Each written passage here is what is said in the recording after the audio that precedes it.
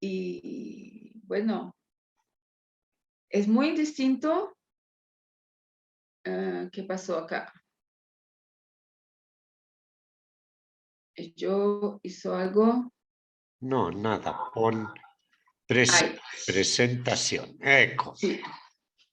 Entonces, es muy distinto cuando uno puede dormir tranquilo, cuando la vida está buena, pero cuando sufrimos con una injusticia, cuando nos llega algo pesado, difícil, que no entendemos, que no sabemos por qué pasa así, qué es lo que está pasando con nosotros, con nuestra familia o con la comunidad o con nuestro país, ahí las noches son más pesadas, ¿verdad? Y ahí el Salmo 102 va a decir, no duermo y soy como el pajarillo solitario en los tejados.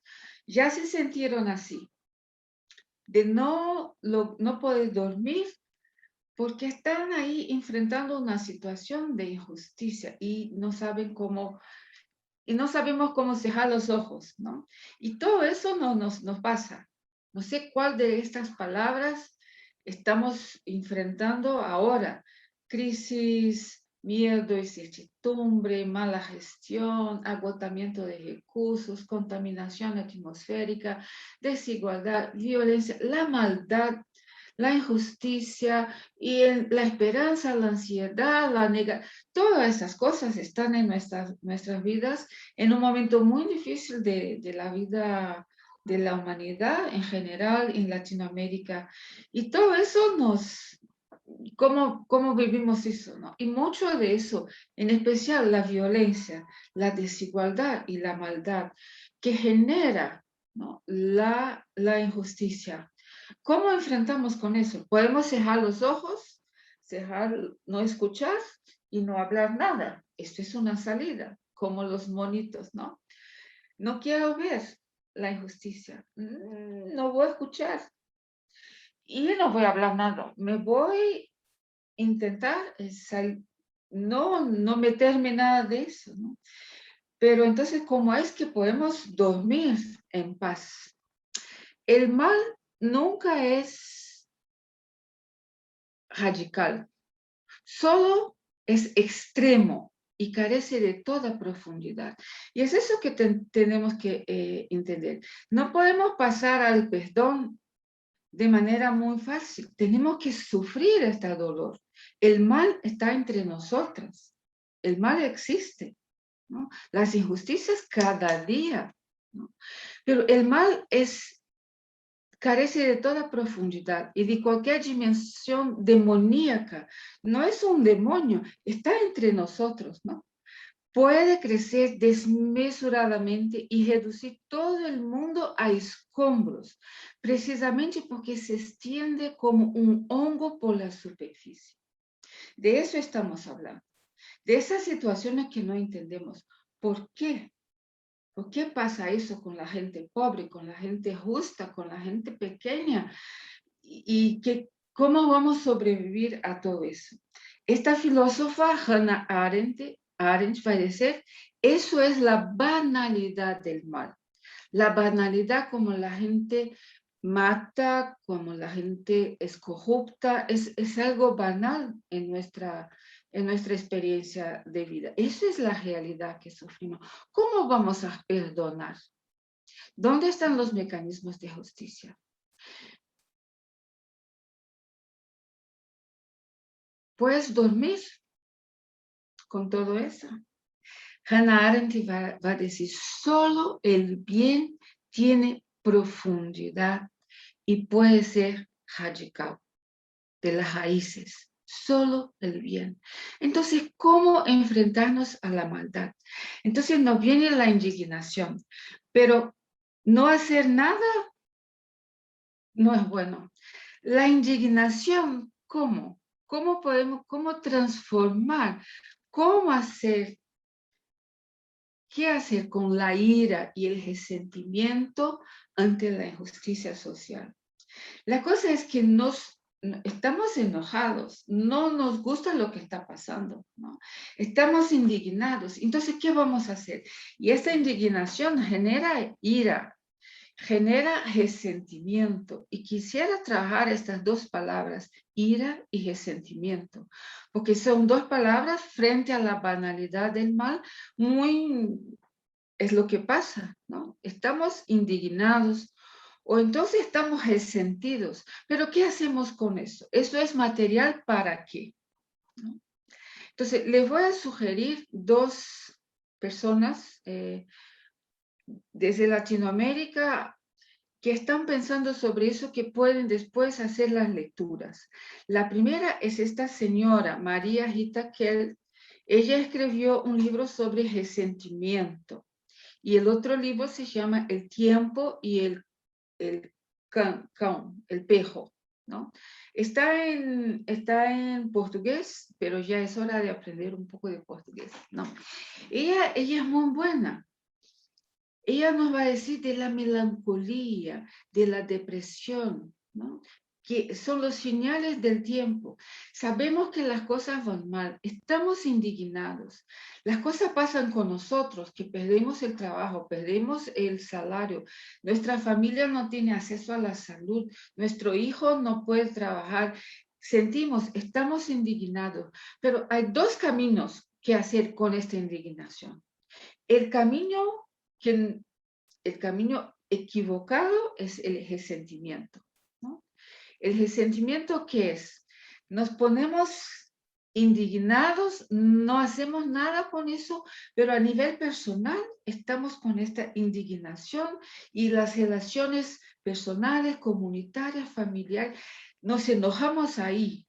Y no logramos, nos deprimimos, estamos con melancolía, pero no sabemos cómo transformar la realidad. Entonces nos resentimos. La culpa es de los extranjeros. La culpa son de los negros. La culpa es de las feministas. La culpa es de mi vecina. La culpa es de la señora de la santería, que no es cristiana. Entonces, nuestro resentimiento no logra salir de aquí adentro frente a la injusticia, ¿no? Y entonces nos enojamos de manera privada, de manera parcial, ¿no? Y esto nos va a generar ingenuidad, inercia, fraqueza, un estilo de vida que va a deformar a nosotros mismos y nuestras relaciones, nosotras mismas, ¿no?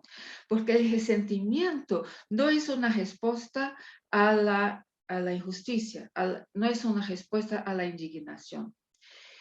Es el resentimiento, entonces explicando un poco mejor, ¿no? Ahora en español, el resentimiento es una categoría de sentido común que nombra la imposibilidad o la negativa a olvidar o superar un agravio. El prefijo "ge" indica el regreso del dolor, un sentimiento malo que no se va.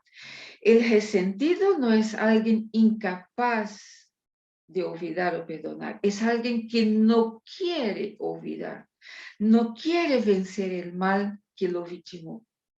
Es diferente a una herida que si la persona se disculpa desaparece.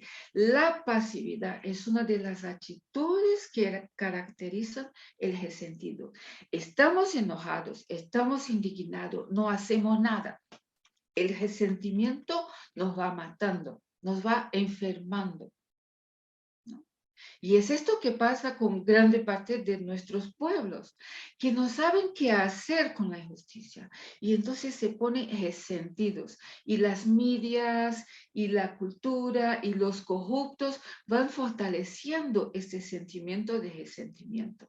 Y la gente quiere entonces que si alguien va a matar o si alguien va a poner en la prisión, que sea lo más rápido posible. Entonces, esa es la idea de resentimiento, que vamos a ver que es muy importante en el Evangelio de Jesús, este sentimiento. Nietzsche, que es otro filósofo, va a decir, el resentimiento es una venganza retrasada. Usted quiere hacer justicia, pero no sabes cómo, no tiene los mecanismos, no estás organizado como pueblo, entonces es una venganza que está ahí te comiendo, te destruyendo adentro. Entonces, la actitud resentida de pasividad, quejumbrosa, hace los sujetos impotentes como agentes de la transformación. Muchas veces en nuestras iglesias, en nuestras comunidades, nos quejamos, pero nos sentimos impotentes como agentes de transformación y usamos la religión como un elemento para no ver, para no escuchar y no hablar, como para escapar, porque tenemos una venganza retrasada. Entonces, el resentimiento es una rebelión submisa y usamos la religión para eso. Usamos la oración para rebelión submisa. Entonces, no tenemos la actitud ante la injusticia y la humillación, que sería de la revuelta activa, organizada por los medios legítimos, pero la gente prefiere el resentimiento. Pero esa es una pedagogía del resentimiento, de no dejar a la gente organizarse para ver, para escuchar, para hablar en contra de la injusticia. El otro autor que quiero presentar es James Allison. Es un inglés que vivió en Latinoamérica mucho tiempo, en Colombia, en Brasil. Es un cura gay, católico romano, y por eso hoy en día no está autorizado.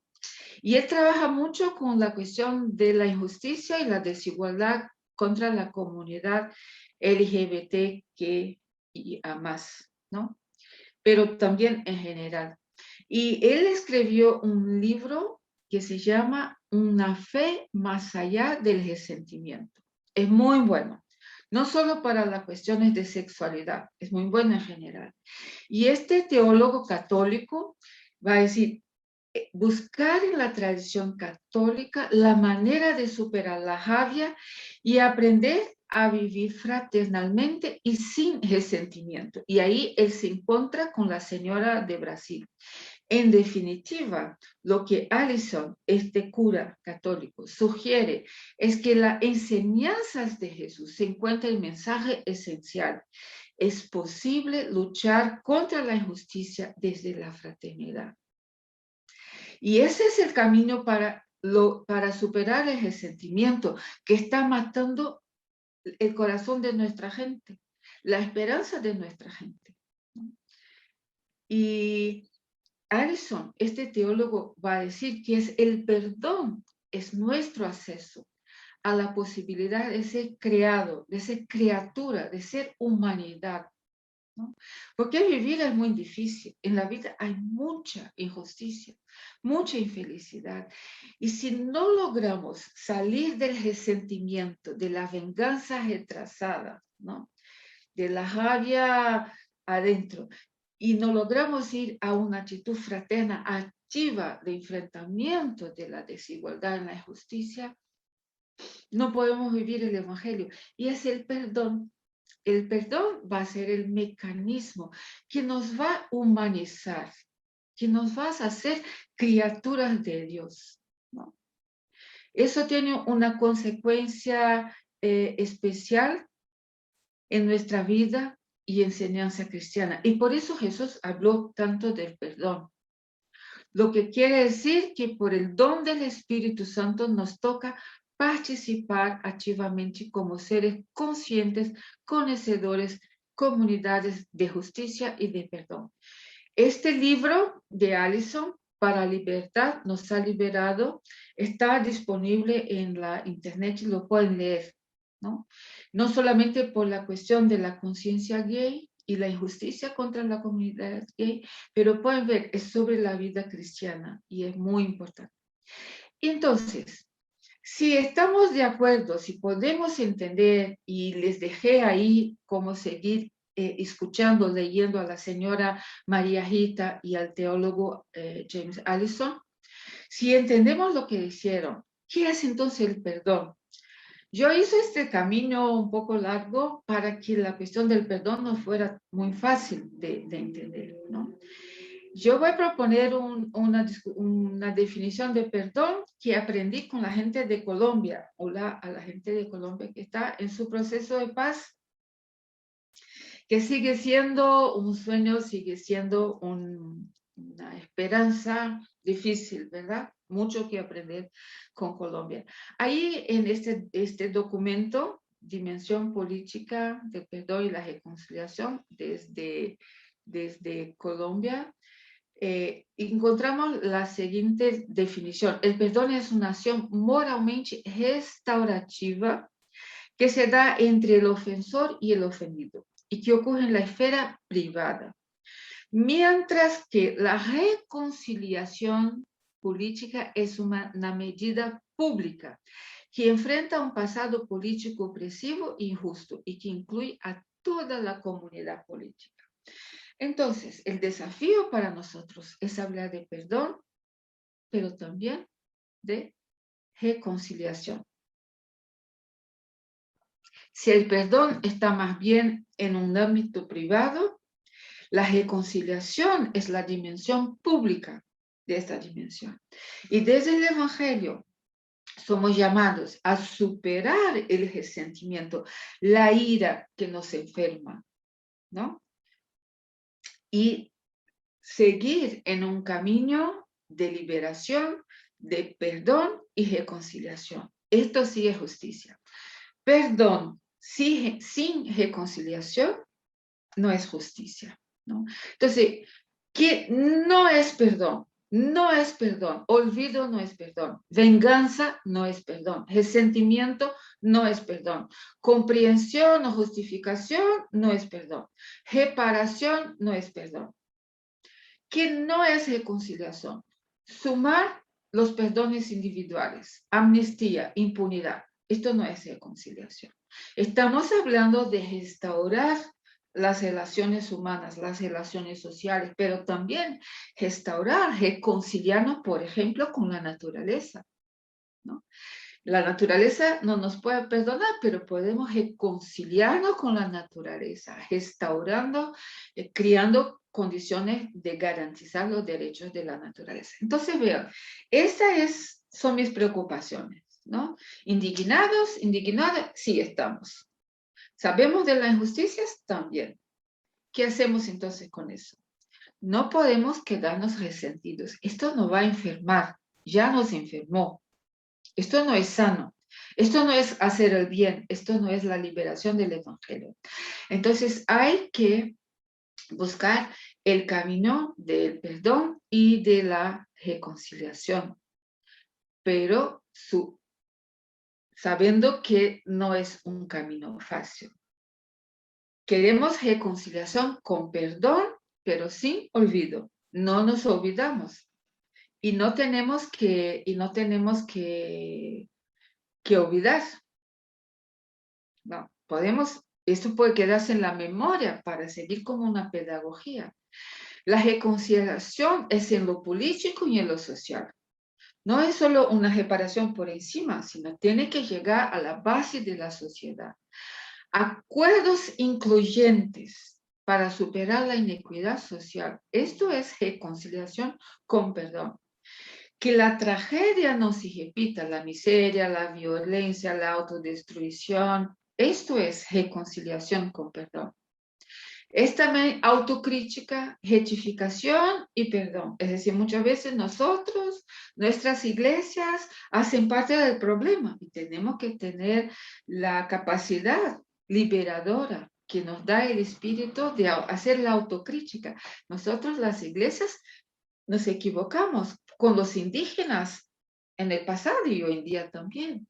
Nos equivocamos con las mujeres, es decir, también tenemos que hacer autocrítica y recuperar la confianza sin resentimiento. El resentimiento de poner la culpa en la vecina, los extranjeros, los negros, las mujeres, eso nos va a matar. Tenemos que mirar nuestro problema en la cara, organizarnos y buscar reconciliación con perdón. Es lo que nos dice Jesús en la oración del Padre Nuestro, ¿no? Eso es lo básico de la oración. En la oración protestante, la traducción es perdona nuestras deudas. En la traducción que usan los católicos, perdona nuestras ofensas. Es lo mismo, porque las palabras en griego nos da para todo eso. Son las deudas, son las ofensas, es todo eso que en las relaciones humanas, en sociedad, nos puede transformar la vida en un infierno. De eso se trata, ¿no? Entonces, que sea deudas, que sea ofensas, esto que nos enseña la oración de Jesús, ¿no? Enséñanos a perdonarnos nuestras deudas, a perdonarnos nuestras ofensas, como nosotros perdonamos a la gente, a nuestros deudores y a los que nos ofenden, ¿no? Entonces, esta dimensión está en el corazón del Evangelio mismo, y Jesús lo va a proponer en la oración. Y ahora quiero hacer el camino de la espiritualidad. Hay que generar, que sanar las relaciones para el perdón y reconciliación en la oración. Pero la oración como forma de organización, una espiritualidad de comunidad, una espiritualidad que toma todo el mundo en su corazón. Jesús nos dijo 70 veces 7, ¿verdad? ¿Se acuerdan? Entonces se acercó Pedro y le dijo, Señor, ¿cuántas veces perdonaré a mi hermano que peque contra mí? ¿Hasta 7? Jesús le dijo, no te digo hasta 7, sino hasta 70 veces 7. Esto está en el corazón del Evangelio y seguro que con los compañeros en esta semana ustedes van a pasar. Pero entonces, ¿cómo hacemos eso? ¿Cómo perdonamos? ¿Cómo nos reconciliamos en la vida pública, en la sociedad? ¿No? Jesús va a insistir en la oración. Cuando estéis orando, perdona si tenéis algo contra alguno, para que también, esto es lo que Jesús nos enseña. Y la oración es este mecanismo de espiritualidad vital para que nosotros personalmente y como comunidad no nos ponemos en posición de resentimiento, de ira acá adentro, ¿no?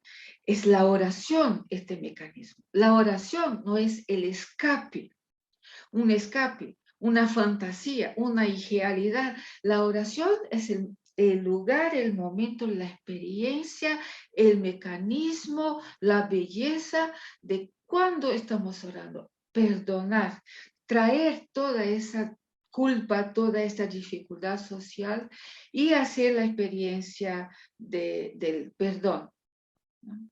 Ustedes han oído que se dijo, ama a tu próximo y odia a tu enemigo, pero yo les digo, amen a sus enemigos y oren por quienes los persiguen. Ahí está, ¿no? Entonces, ese es el lugar de la oración en las comunidades cristianas. Bueno, en las comunidades de fe en general. Pero la oración que hacemos, la vida de oración que tenemos, es este ejercicio. En nuestras oraciones hacemos esta superación del resentimiento y la afirmación de la esperanza, de la organización del perdón y el resentimiento. Tal vez el perdón y la reconciliación como sanar heridas sea una tarea no solo para la oración, para la catequesis, para la vida social de la iglesia, para la profecía, pero hay un ejercicio que quisiera hacer con ustedes hoy de la oración como sanar heridas en las dos dimensiones del perdón personal y la reconciliación en la vida pública. Y vamos a los salmos. ¿Puedes seguir, Cachi? Sí, cómo no. A ver. Entonces, ese es el camino. No, la injusticia está. No queremos guardar adentro el resentimiento, una indignación que no impotente. Esto no queremos. El Evangelio de Jesús nos va a apuntar la necesidad del perdón y la necesidad de perdón en la vida pública, pero el mecanismo importante de la oración como aprendizaje, ejercicio, belleza de perdonar y de reconciliación, ¿no? De sanarnos a nosotros mismos, sanar a la comunidad para sanar el mundo. Entonces, los salmos nos van a proponer una perspectiva muy interesante. No puedo dormir, ¿sabes? ¿Ya pasaron eso? Como yo dije al principio, no puedo dormir, mis problemas, ay, mi jefe, Ay, el dinero no va a dar. Ay, mi hija está mal, está enferma. Ay, el país, la deuda del país. Ay, los políticos corruptos. Todo esto cuando vamos a la cama nos acompaña. Y en nuestra cama a la noche estamos ahí acompañados por los corruptos, los violentos, la maldad, la injusticia, el dolor, todo eso viene y no puedo dormir. Y nos sentimos así. La insomnia, que es como un cuchillo en nuestros ojos, ¿no? Que nos deja, porque son estas dos experiencias, son muy próximas, la oración y dormir. Por eso cerramos los ojos para hacer la oración, para entrar en esta pausa. ¿Verdad? Eso también es el sueño. El sueño es esta belleza, esta experiencia de la vida humana, de ser capaz de hacer y entregar y dejar, ¿no? Y creer que puedes desligar, que puedes ponerse en pausa, ¿no? Tienes derecho y puedes poner en pausa. Ahí está un poema sobre este sentimiento de vacío.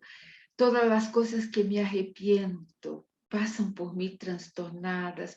Las cosas que yo hizo de mal a la gente, lo mal que la gente me hizo, ¿no? Todo eso va a la cama con nosotros y no podemos dormir. Y entonces queremos que llegue el día, que viene el sol, la luz, que venga la madrugada, que mi cansancio entra por el colchón adentro, me duele la espalda, ¿no? Este cuchillo de no dejarnos dormir, ¿no? Esto es parte de la experiencia del resentimiento, de la venganza que nos enferma adentro, ¿no?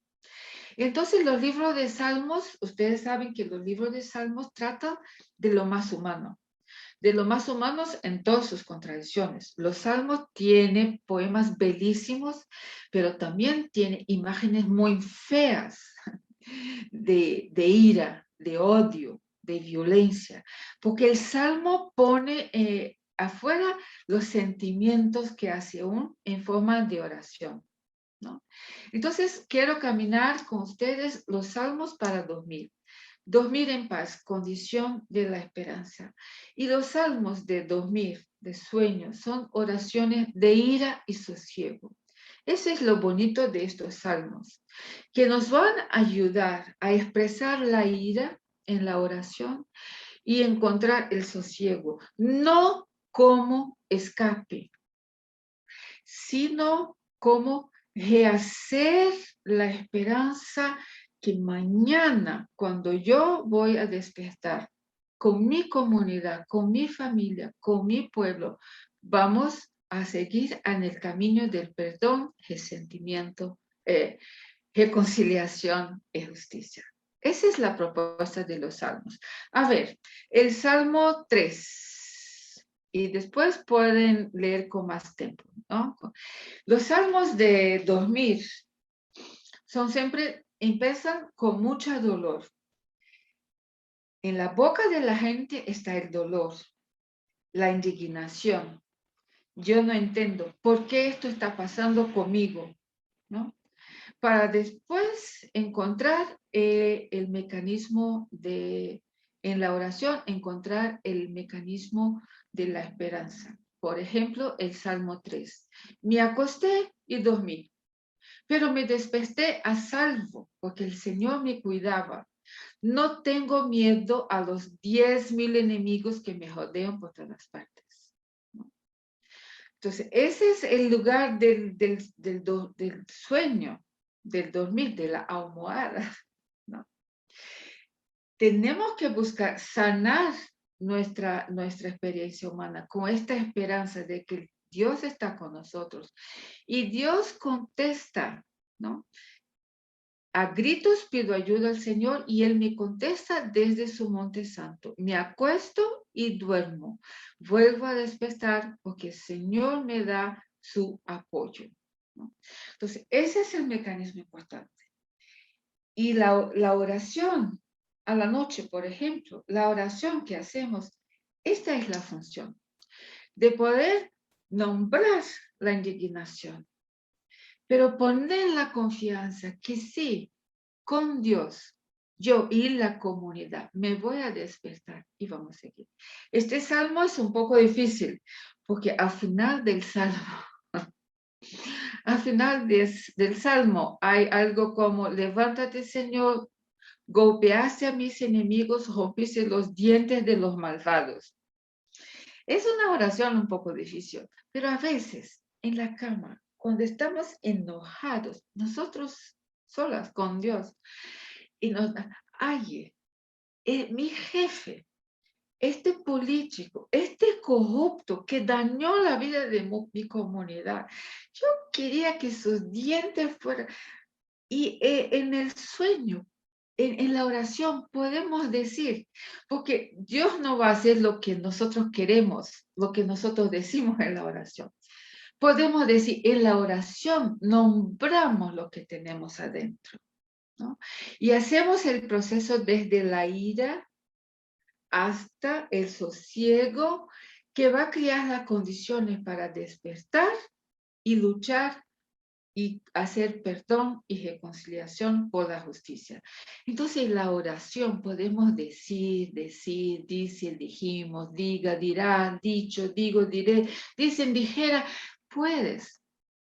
Las oraciones muchas veces son muy bonitas, son muy formales, son repeticiones. Pero de verdad el lugar de la oración es cuando podemos poner lo que tenemos adentro, lo que tenemos miedo, la ira que tenemos, lo que queremos hacer con los malvados, con los injustos. Y en la oración hacemos el proceso, ¿no? Hay tantas ofensas que recibí, tantas que yo cometí, ayúdame a perdonar, a pedir perdón. Entonces, ese es el lugar de la oración en el proceso del perdón y de la justicia. Y los salmos nos ayudan a eso. Pero tenemos que tener confianza de sacar todos los malvados, los corruptos de nuestras camas, de nuestras almohadas, y poner ahí la comunidad, la gente que amamos, la confianza en Dios, ¿no? Y hacer de este momento en que vamos a entrar en pausa, un momento de renovación de nuestros cuerpos, de nuestros sueños. Entonces, es lo mismo el Salmo 4:8. En paz me acostaré y asimismo dormiré porque solo tú, Señor, me hace vivir confiado. El Salmo 4 es muy pesado también, ¿no? El Salmo 4 es muy pesado, ¿no? Ustedes que se creen gran señores, ¿hasta cuándo ofenderán? Eso es el papel de la oración. Diga su cosa, lo que va adentro, nombra personalmente, pero también en comunidad, en la oración, tener esta confianza, ¿no? Y el Salmo 4 va a decir, ya acostados y en silencio, examinen su propia conciencia. Ofrezcan sacrificios sinceros, confíen en el Señor.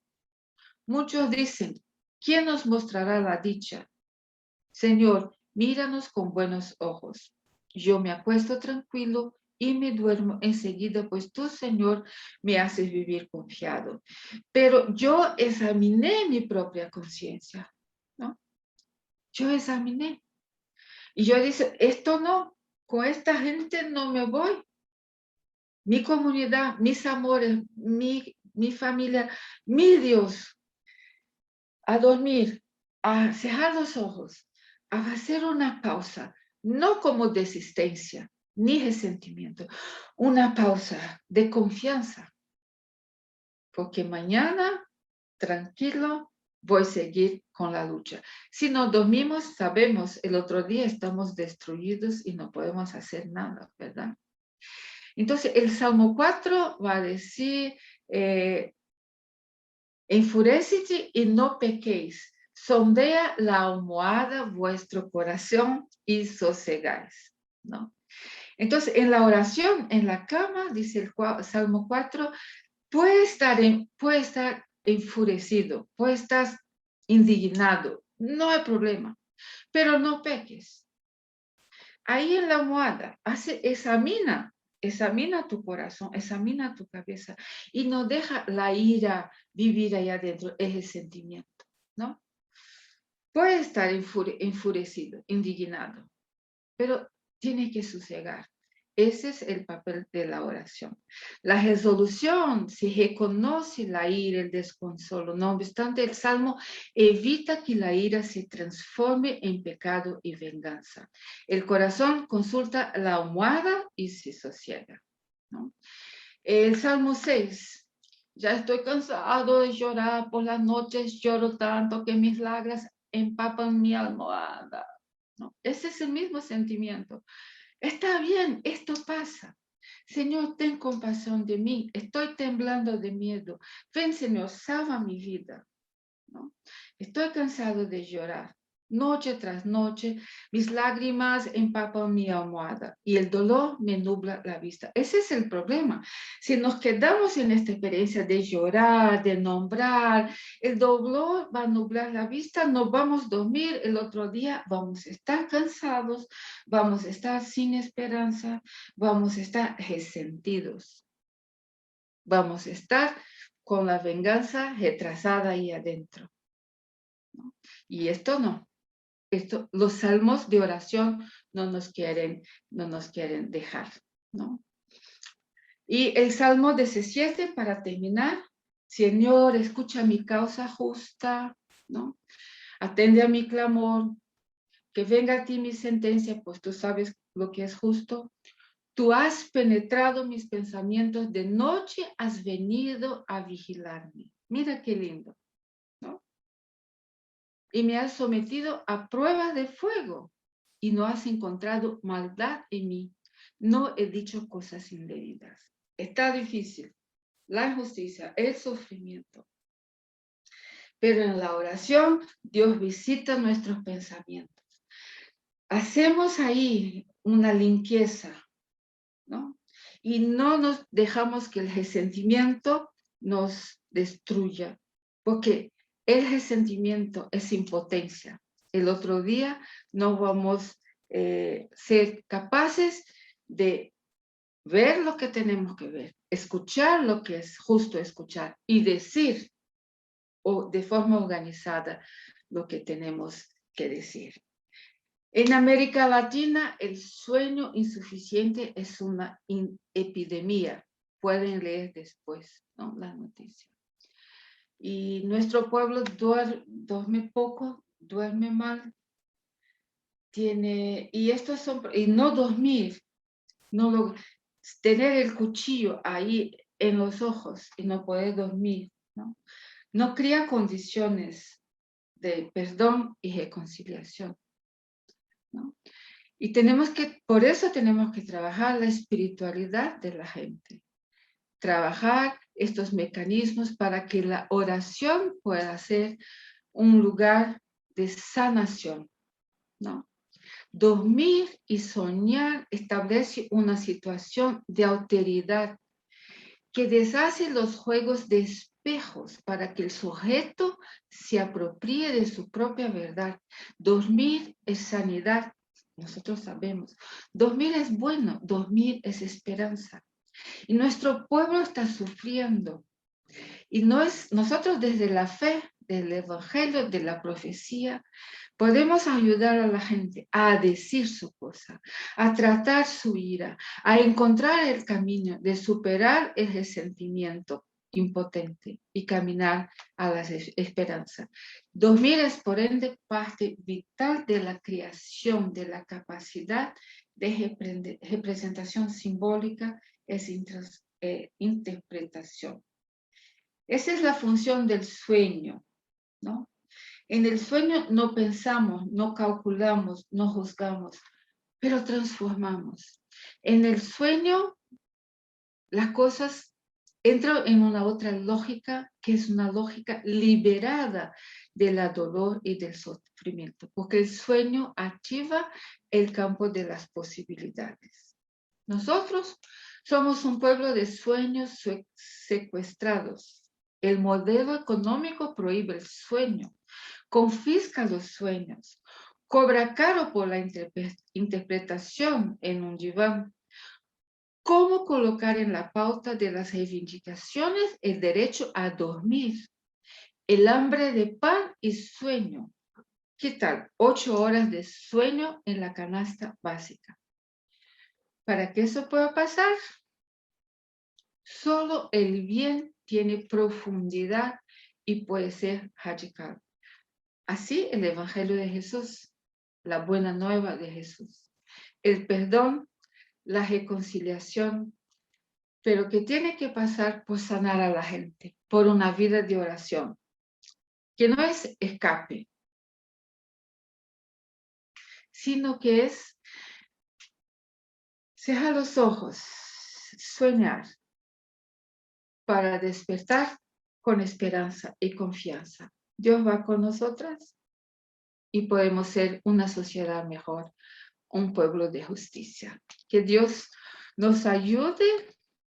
Era esto que yo quisiera compartir con ustedes y ahora podemos hablar sobre eso. ¿Qué les pareció? Muy interesante. Gracias, Nancy. Vamos entonces a abrir el espacio para preguntas o algún comentario de nuestras personas. Por favor, saben la dinámica. En reacciones pueden levantar la mano o el que no pueda por alguna circunstancia, por favor, haga alguna seña para poderlo ver y darle paso, ¿sí? Mateus, por favor, abre tu micrófono. Bom dia, Nancy. Buenos días con todos. Bueno, Buen yo día. también soy brasileño. Estoy acá en Quito en mi formación del primer año del noviciado. Y antes de empezar, así, yo fui a leer un poquito sobre usted. No te conocía desde Brasil. Creo que es una falla nuestra desde Brasil que no conocemos la gente que está involucrada y me gustó mucho como usted habló en una conferencia sobre no más de la teología de la libertación, mas sobre todo del movimiento de Jesús. Entonces eso yo empecé a pensar y pensar y pensar sobre esto y realmente es este movimiento que tenemos que hacer.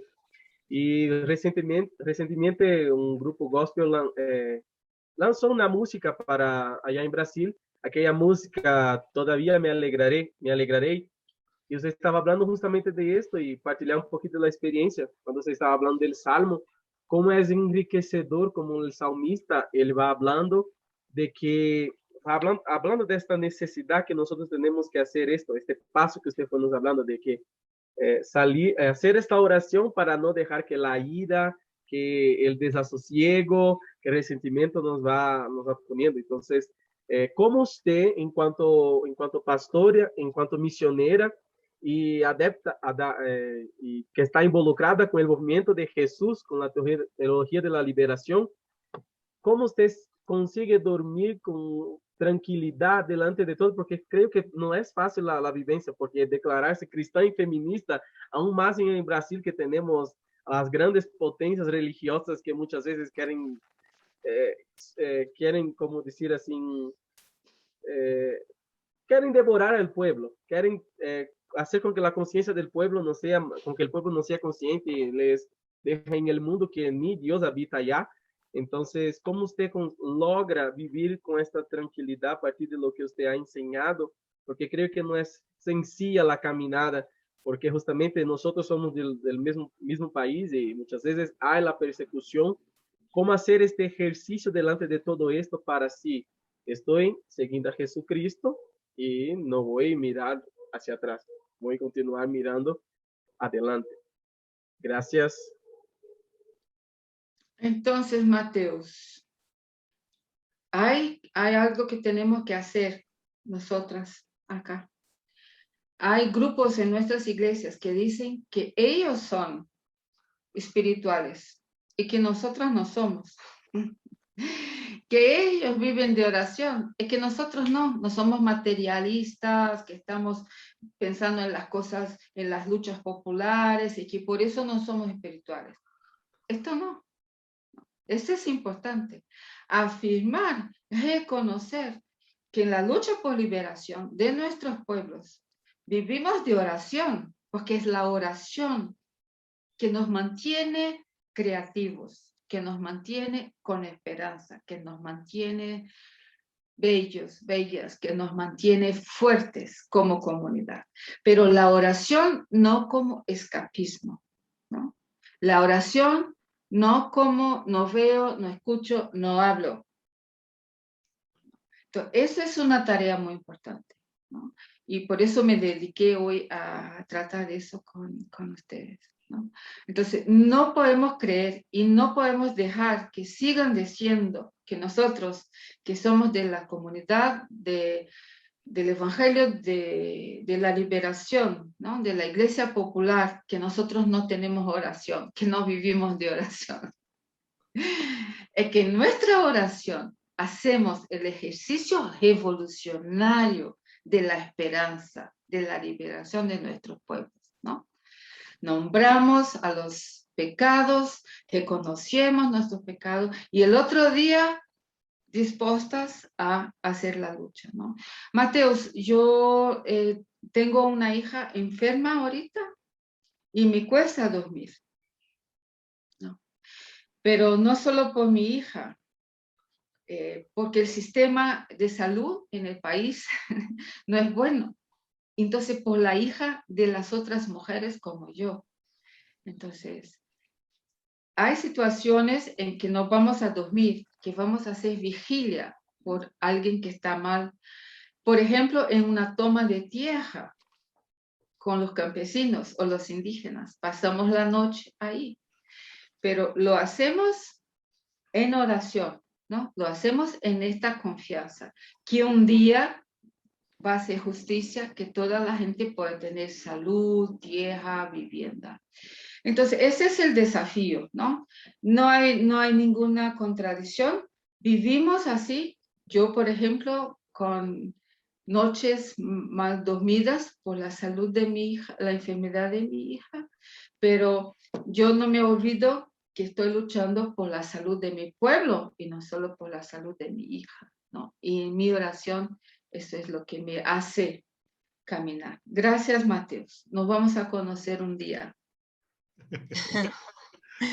Gracias. Anita Lucía, por favor.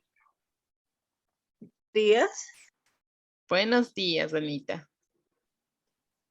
Ay, cerró. Ahí, Anita, por favor. Ya.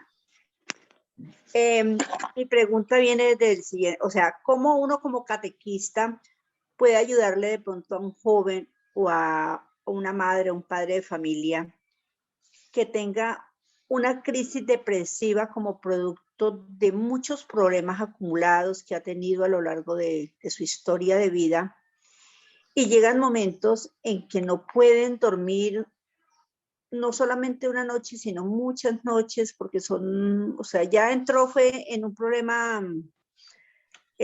mucho más grave que es la depresión, digamos así, hablándolo desde este sentido. ¿Cómo lo puedo yo ayudar desde mi catequesis? Porque yo siempre digo, vayan al psiquiatra, pero veo que de pronto con esto que nos está diciendo la profesora, uno puede apoyarlos más, ¿sí? Porque a veces uno conoce historias de vida muy fuertes de personas con muchas heridas que entran en estas crisis depresivas. Ya, o sea, los catalogan como personas depresivas. ¿Qué puede uno hacer para de pronto ayudarlos?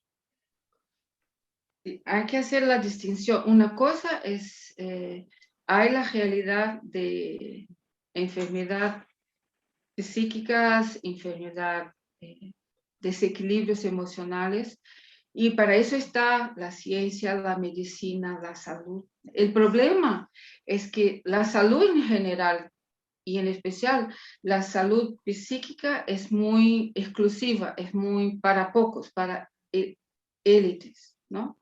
No hay en los sistemas públicos, porque esto pasa en nuestra vida, ¿no? Hay desequilibrios químicos en nuestro cuerpo que genera depresión. Esto es real, no es falta de oración, eso es real, las personas se enferman, ¿no?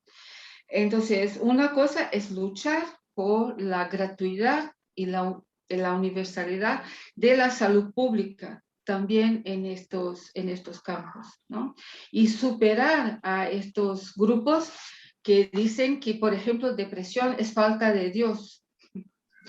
No, esto es maldad banal, ¿no?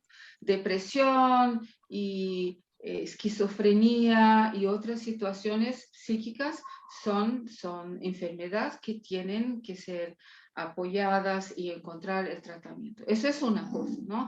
Y entonces en nuestra pauta está la lucha por la salud pública, ¿no?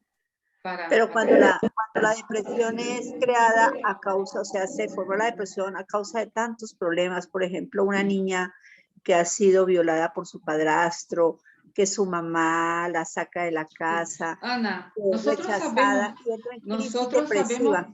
Sí, nosotros sabemos, eso es yo que decía, ese es el cuchillo en el ojo. ¿Qué tenemos que hacer? Transformar la realidad.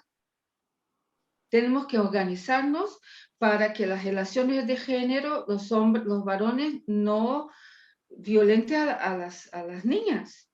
Esto es tarea nuestra como pueblo, como propuesta política, ¿no? La violencia de género, la violencia contra los niños, la violencia contra los trabajadores, las trabajadoras, que el salario es una violencia contra la gente, ¿no? El transporte público. Es decir, hay todo un sistema. Y esto es lo que nos trae indignación. Hay personas que no logran hacer de la indignación una acción activa, creativa, comunitaria. Y esto va a enfermar a la gente, ¿no? Es lo que es la relación. Esto es lo que somos. El sentimiento genera enfermedad. ¿Qué podemos hacer? Nosotros somos parte de un esfuerzo social de generar comunidad, vida comunitaria. En la comunidad podemos organizar la gente y en la lucha, pero no solo la lucha dura, es una lucha con espiritualidad, con creatividad, con belleza, ¿no? Nuestras comunidades tienen que ser espacios para sanar la gente, para que la gente pueda organizarse. Y en los casos en que ya la gente ya está tan destruido, entonces hay que hacer el trabajo personal, pastoral, de presencia con la familia o la persona y buscar los mecanismos, y ustedes saben cómo se hace, ¿no? Pero como catequesis, como grupos de Biblia, tenemos que tratarnos de esta manera más integral, ¿no? Y solo el pueblo salva el pueblo. No vamos a salvar la gente. Solo el pueblo organizado en la lucha política crea relaciones de justicia. ¿Cómo vamos a hacer? ¿Qué contribución podemos dar? Podemos dar de ayudar a la gente a no ser impotente, resentida, isolada, ¿cómo se dice? Hablar mal de los vecinos, de los extranjeros, que las feministas, que los políticos, pero la gente tiene la esperanza de organizarse. Entonces, Ana Lucia, mucha fuerza a la gente que está acompañando estas situaciones de límites, porque son situaciones de deshumanidad, y estar presente es humanizar a las personas en lo pequeño y crear la esperanza para la transformación en la totalidad social. Que Dios nos ayude, ¿no? Es una gran tarea. Ay, Nancy, me hiciste recordar a la novelita de Ruth. Noemí estaba tan golpeada, tan devastada, que lo que nos dice el texto bíblico, se levantó a los 10 años, pero se levantó y dijo, tengo que regresar a mis orígenes, etcétera, pero en el camino fue organizándose, y con Ruth, ¿no? La extranjera, y cómo fueron sanando, para mí, desde mi lectura, cómo fueron sanando, cómo la extranjera, la diferente, le fue ayudando a ella a sanar y a poner los pies en la tierra, y Noemí también, luego a ella, ¿no? A ver, acá no te puedo ofrecer nada, pero cómo juntas esa riqueza de dos mujeres, ¿no? Que son el rostro visible de dos pueblos, pero cómo juntas fueron organizándose, lo que nos dice Nancy, organizándose como pueblo para levantarse. No sé, Nancy, si estoy equivocada, tú me dices, tú eres la maestra.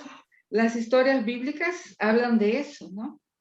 De gente que está destruida y que va a encontrar la capacidad, la alegría, la confianza de superar. Por ejemplo, hay historias muy de situaciones que empiezan muy mal, por ejemplo, la samaritana, la sirofenicia, que empiezan muy mal y van a hacer un proceso, ¿no?, de restauración. Hay una historia muy buena para pensar sobre eso, que es la historia de Zaqueo. ¿Se acuerdan? Aquel que subió en el árbol para ver a Jesús y la gente lo odiaba, ¿se acuerdan? ¿Por qué lo odiaban? Para los que no nos acordamos, ¿por qué era odiado? Sí, lo odiaban porque era un corrupto, robaba a la gente lo odiaba, ¿no? Y Jesús va a decir, venga, voy a cenar en tu casa, y la gente no entendía a Jesús. Entonces, es esto es perdonar, así. Vamos, no, ¿qué pasó? No sé qué fue lo que comieron Jesús y Zaqueo. No sé si estaba bueno, si estaba mal, lo que comieron, de qué hablaron. Pero ¿cuál es el resultado de aquel encuentro? Zaqueo dijo, yo voy a devolver 4 veces más lo que yo robé a la gente, ¿verdad? Esto es sanación. Esto es reconciliación. Jesús perdonó a Zaqueo cuando entró en su casa, pero fue más que eso, porque al final el resultado es reconciliación social.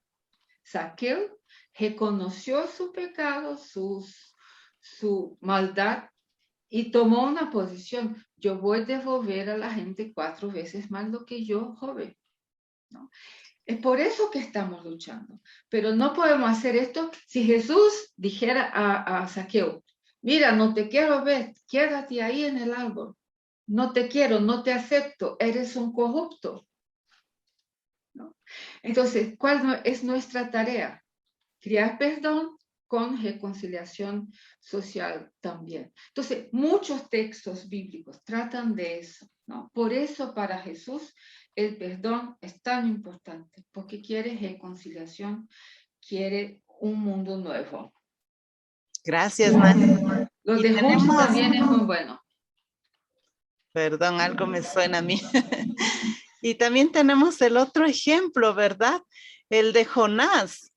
¿Cómo nos puedes iluminar ahí desde ese texto de Jonás que no, y Dios le da tantas oportunidades? Es un texto, una novelita tan bonita, 4 capítulos, pero cómo él está resentido, ¿verdad, Nancy? Lo que tú nos acabas de decir.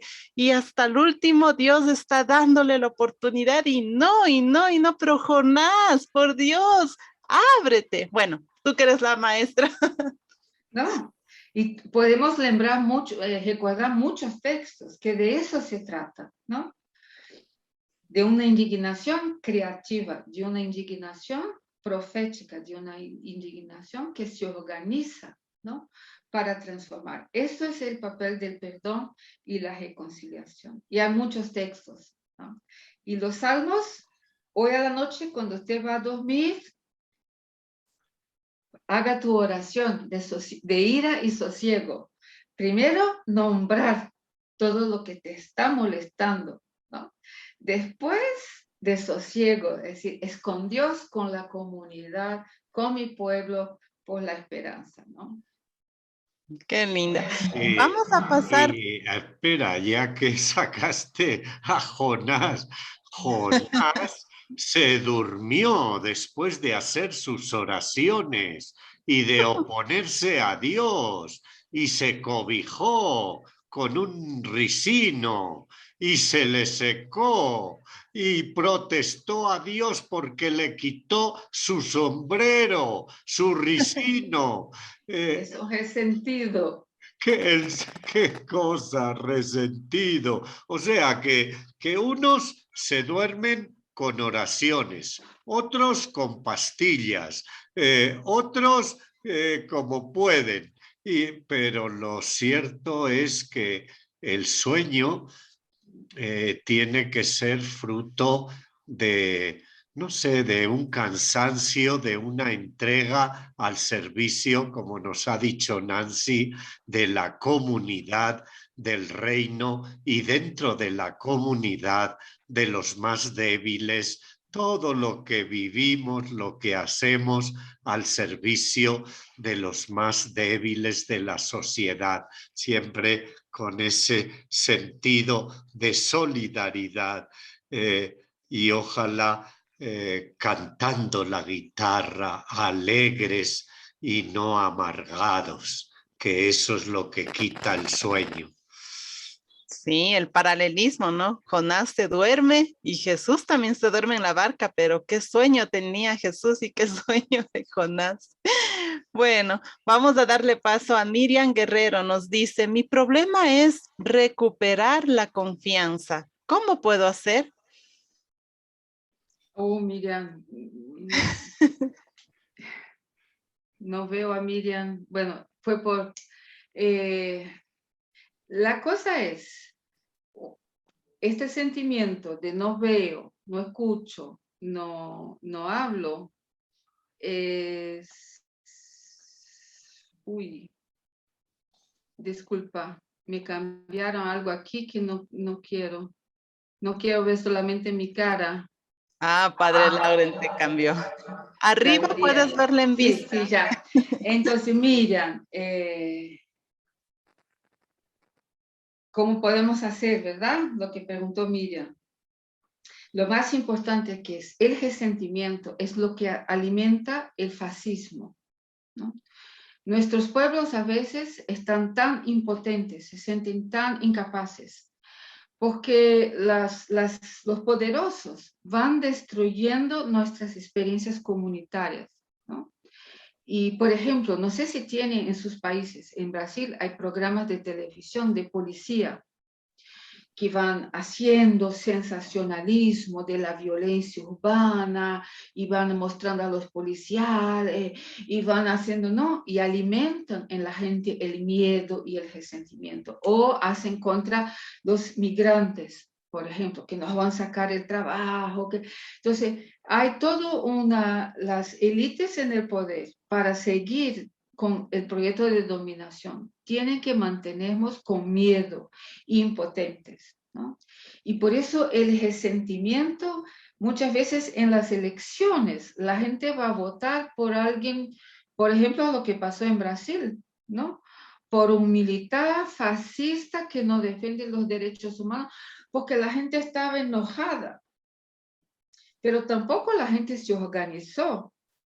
La gente elige a alguien. Entonces, el problema es que el resentimiento, la depresión, la impotencia, es el alimento de los fascistas, es el alimento de los violentos, de la maldad, ¿no? Ese es el problema.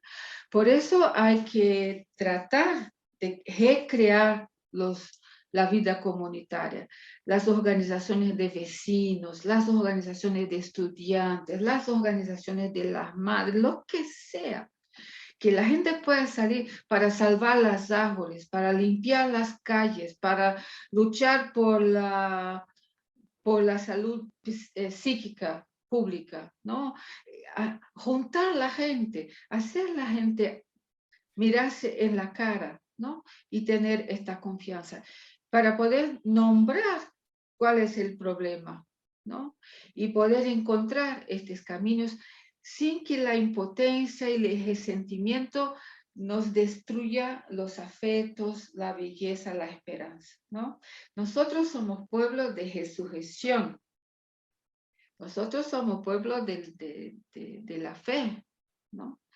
Y saber que hay grupos cristianos que apoyan a los violentos, a los fascistas, que destruyen las políticas públicas, que destruyen los procesos comunitarios, las luchas de las mujeres, las luchas lo que sea, ¿no? Esto nos duele mucho, ¿no? Que en nombre de Jesús y del Evangelio hay personas que están destruyendo procesos colectivos y comunitarios. Entonces, ¿qué tenemos que hacer? vivir en comunidad. Yo soy feliz en la comunidad, en la comunidad. Yo soy feliz.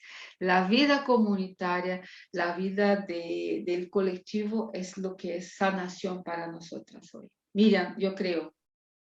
Nancy, a ver, Katy, permíteme. Padre, está con eco. Por favor, cerrar algún micrófono porque no se escucha bien. No sé si soy yo el del eco, Ahí, ¿no? ahí está bien. Ah, yo no era. A ver, te voy a presentar a Vladimir Cosíos, un joven de nuestro equipo que él ha sufrido. Cuéntanos, Vladimir, un luchador social, un cristiano convencido, perdió a su hijita y que era también nuestra amiga del equipo y la compartíamos como hija, Valentina. Cuéntanos, Vladimir, ¿cómo estás? ¿Cómo has superado? ¿Qué te ayudó? Hola con todos, con todas. Sí, yo, mi niña la perdí y es un proceso doloroso porque a ella la mataron en la escuela y hay un montón de cosas que han quedado en el aire. Han pasado 5 años y todavía estamos buscando respuestas. Em, lo que sí puedo decir es que en medio del dolor es este caminar en los plantones, en las marchas, con el resto de compañeros, compañeras, que he ido em, teniendo fuerza, inclusive en muchos momentos teniendo alegría, teniendo belleza de las cosas que se van teniendo. A nombre de Valentina se han hecho canciones, a nombre de Valentina se ha hecho poesía y sobre todo he descubierto esta perla que es lo que quisiera compartir ahorita en este momento con ustedes. Sostenerte en el resto de personas, porque ves que hay un montón de personas que se están ahogando, o sea, de los mismos compañeros, compañeras, las mamitas, sobre todo las ves con una amargura, con una tristeza, y claro, hay un montón de rabia contra el sistema, contra la injusticia, ver que muchas veces solamente se quedan en los problemas grandes y a nosotros nos hacen esperar, nos dejan esperar, no hay los recursos, el mismo hecho de que el Estado no dé dinero para hacer que estas investigaciones sean más amplias, sean serias, sean realmente tomadas con una forma en el cual se busque al ser humano, se busque ayudar a las personas. Entonces, eso me ha hecho justamente ir a algunos espacios, estar por aquí, por allá, sobre todo ahora que existen las redes sociales. Eh, Ahorita mismo una compañera una compañera peruana acababa de escribir dentro de los chats personales que tenemos que ella no quiere publicar la foto de su hija porque siente el dolor, la angustia. Entonces, un poco le compartía lo mío que es una forma también desde mi caso y respetando cada proceso, porque cada persona es distinto. Entonces, que esto de poder también sacar al aire, poder decir, aquí necesitamos justicia, es una forma de llenarnos con el amor. Esta es mi perla, el amor de Valentina que lo tengo aquí y la comunidad. Ha estado Lauren, han estado compañeros eh, de todos lados. Siempre lo dije al principio y lo vuelvo a decir ahora, estuvieron amigos católicos, amigos evangélicos, comunistas, un cantante aquí que se llama Jaime Guevara, que es anarquista, o sea, esa solidaridad te va llenando y te va construyendo. Eso quería compartir. Gracias, Vladimir, de verdad. Es un testimonio muy cercano de amor y de lucha, ¿no? Que está ahí constantemente luchando y apoyándose, como dice en la comunidad. Y pues muy, muy, muy fuerte. Muy fuerte porque Valentina compartía con nosotros, subía las escaleras, se subía a las terrazas. Le gustaba leer. Una lectora de todo, literatura, sí, una niña y de todo, en fin. es fuerte, ¿verdad? Y Muy fuerte. 5 años han pasado y se siente todavía, ¿no? Nosotros que Gracias, estamos de lejos. gracias Vladimir por la palabra que no estaba conmigo, la palabra solidaridad. Creo que en tu testimonio, esto de la solidaridad que nos humaniza, ¿no? Es muy especial, gracias. No sé por qué me olvidé, gracias. Vamos a darle paso, perdón, a Byron. Tenemos un mundo de preguntas en el chat también, pero a Byron le tengo con la mano levantadita hace rato. Por favor, Byron, primero mil disculpas y compártenos tu pregunta o comentario. Buenos días con todos, buenos días maestra. Estoy presentado a la diapositiva cuando hablaba también acerca del perdón y expresaba que es una acción moralmente restaurativa que se da entre el ofensor y el ofendido. Entonces, estaba pensando sobre esto cuando en muchos casos que uno también por ahí va de misiones y la gente conversa, todo lo demás, que por ejemplo, cuando una persona ha ofendido a la otra persona, esa persona que ha ofendido busca el perdón, trata la manera de buscar la reconciliación, como dijo usted aquí, restaurar eso. Pero en cambio la persona ofendida no quiere ya, no quiere saber nada, tal vez por el mismo dolor que le causó. Entonces, ¿qué mecanismos se podría utilizar o qué estrategias desde su experiencia que nos podría compartir?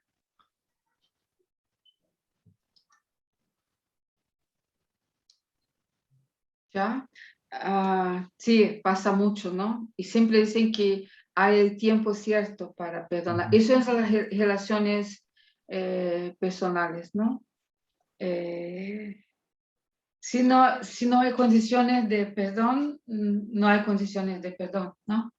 Pero hay que trabajar ahí que este resentimiento adentro, ese resentimiento que se alimenta, que se mantiene, va enfermando, va fragilizando a la persona también, ¿no? Entonces hay un papel sanador en el perdón. Pero esto no se puede exigir, no se puede, ¿no?, dichar. Entonces hay que caminar, y en términos de espiritualidad, de nosotros como grupo de fe, de apuntar esta dimensión desde el Evangelio, ¿no? Pero a nivel personal, cada persona va a construir su camino, ¿no? Son situaciones difíciles. Yo no tengo pretensión de saber qué hacer. Yo ya tuve situaciones en que no quiso perdonar, sí. Yo ya viví eso, ¿no? Y uno va creando un montón pero después uno se da cuenta que, ay, la vida es mucho más, ¿no?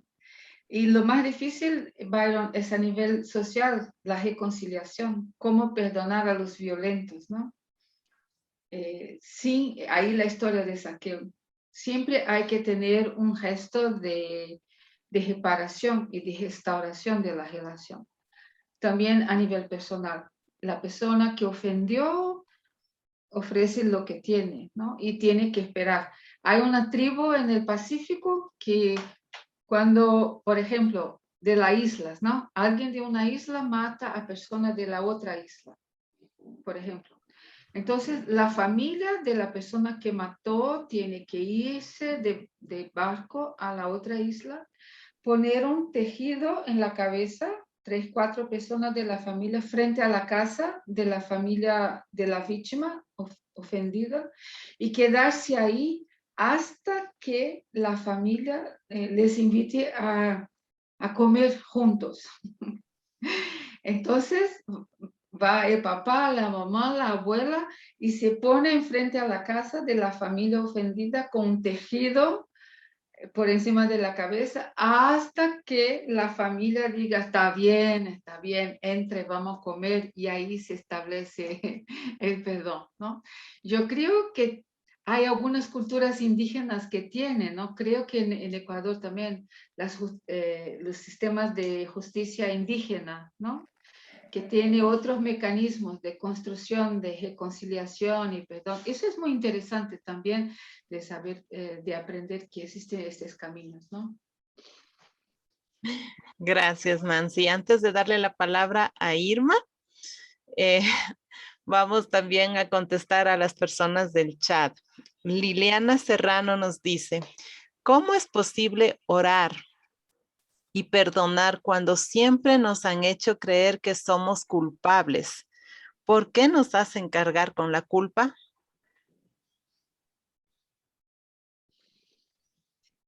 Voy una por una, está bien. Sí, Milena, ¿verdad? ¿Se llama? Liliana. Liliana.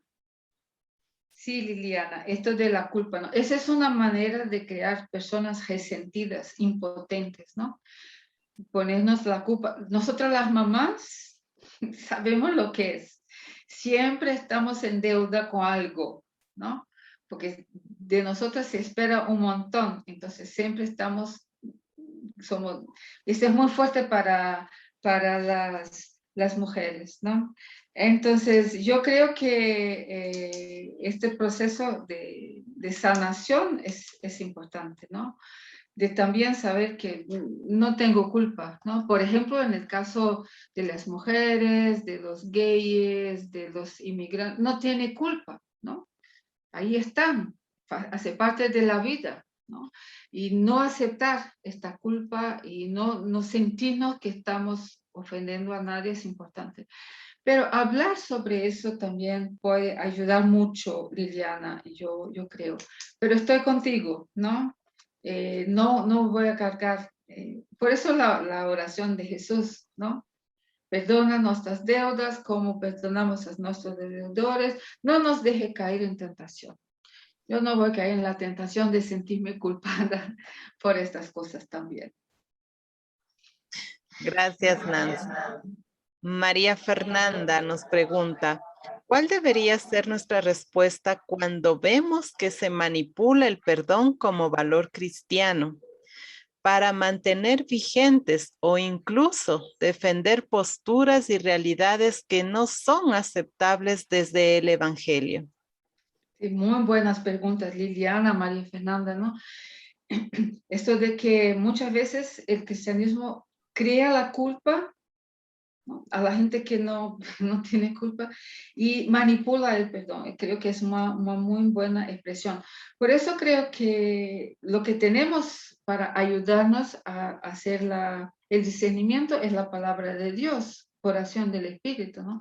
Y los textos nos ayudan. Por ejemplo, la historia de Zaqueo, que Jesús entró en su casa porque lo amaba, aunque era disculpa, ¿se puede decir pinche? ¿Un pinche corrupto? Yo no sé, disculpa. Sí.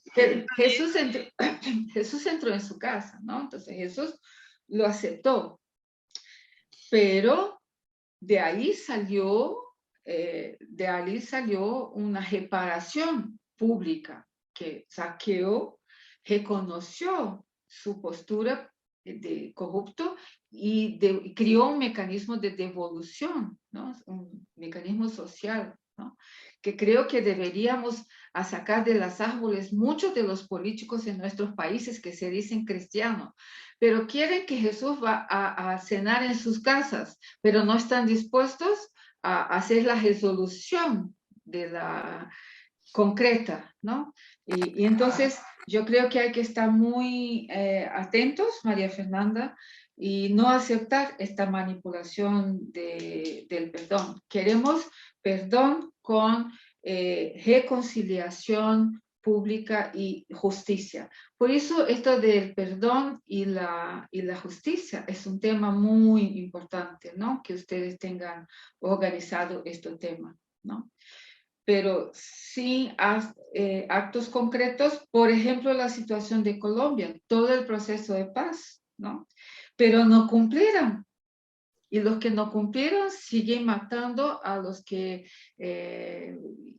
caminaron por el proceso de paz. Es procesos muy complejos, ¿no? Entonces, sí, no manipular. Gracias, Nancy. Y para terminar con una pregunta más y ser un poco justos, luego ya le doy la palabra a Irma, Paola y Aida. Claudia Vargas desde Colombia nos dice, ¿necesitamos unido al perdón la verdad? Te hablo desde mi golpeada Colombia. donde se ha ido al traste el conseguir la paz, pues la gente quiere verdades. ¿Esto alimentará el resentimiento o nos puede llevar al perdón? Muy buena, ay, muy buena gente.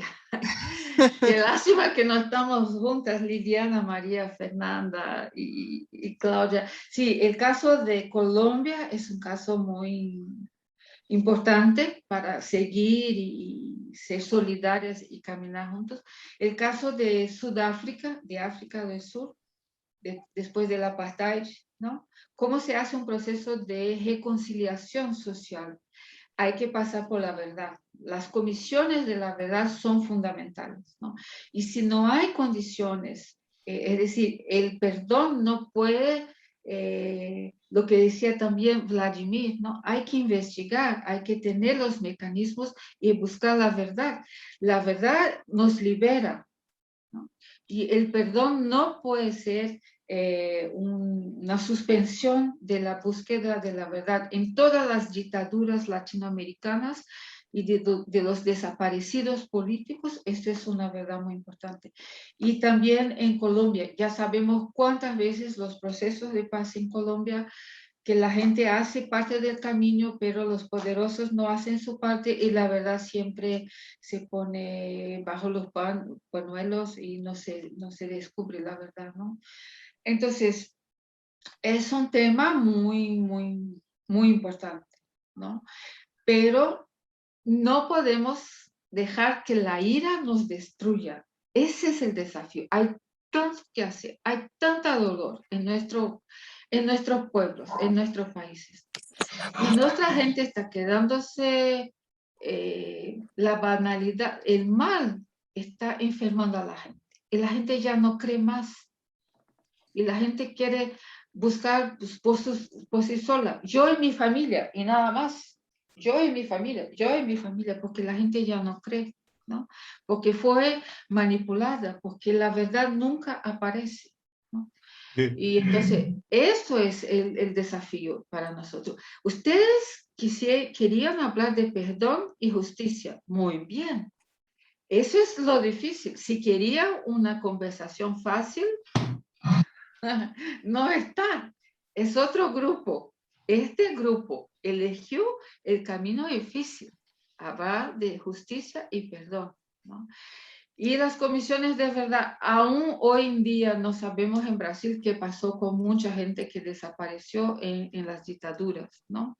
Aún hoy no sabemos qué pasó en las muertes de los campesinos, que pasa mucho en Brasil. Pero de verdad que Colombia, bueno, Colombia está en nuestro corazón, Claudia, sabemos, pero con alegría también acompañamos el levante de la muchachada, las ollas comunitarias. Eso es lo lindo, vean. Los jóvenes están por las calles y quieren justicia. Nosotros ya vivimos, ay, tantas veces luchamos, no sale nada, luchamos y no logramos. Y los jóvenes ahí están, poniendo su cara a la muchachada, ¿no? Escuchamos en la reunión de Gibla, ¿verdad, Laura? Y con esperanza, quieren de nuevo, quieren creer, sí es posible, sí podemos. Y las señoras, las mamás en las ollas comunitarias, que no falte a la gente de la primera línea el alimento, que no falte la solidaridad, el apoyo. Ese es un pueblo que está vivo, estamos con Colombia, que nos ayude a pensar en Brasil, qué va a pasar con mi pueblo. Así estamos, la solidaridad que nos habló Vladimir, ¿no? Eso es muy importante. Claudia, gracias por tu pregunta. Mi solidaridad, mi corazón va con el pueblo de Colombia. Gracias, Nancy. Y te aviso, y de paso, a más de la mitad.